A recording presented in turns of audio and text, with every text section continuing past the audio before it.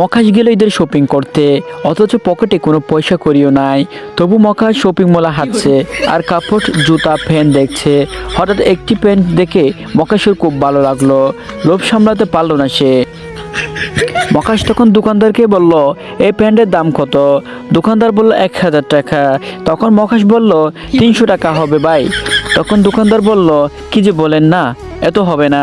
তখন মকাশ বলল, 320 টাকা রাখেন। দোকানদার বলল, না, একদম 700 টাকা লাগবে। মকাশ বলল, না, আমি 720 দিব। দোকানদার বলল, শেষ দাম 500 টাকা হলে নিয়ে যান। মকাশ বলল, না ভাই, শেষ দাম 650 টাকা হলে বলেন, তা না হলে আমি যাই। তখন দোকানদার বললেন, নিয়ে যান। তখন মকাশ প্যান্টটা হাতে নিয়ে দিল এক দূর। দোকানদার চিৎকার দিয়ে বলল, কি রে, প্যান্টটা যখন চুরি করবি তাহলে এতক্ষণ দামাদামি কেন করলি?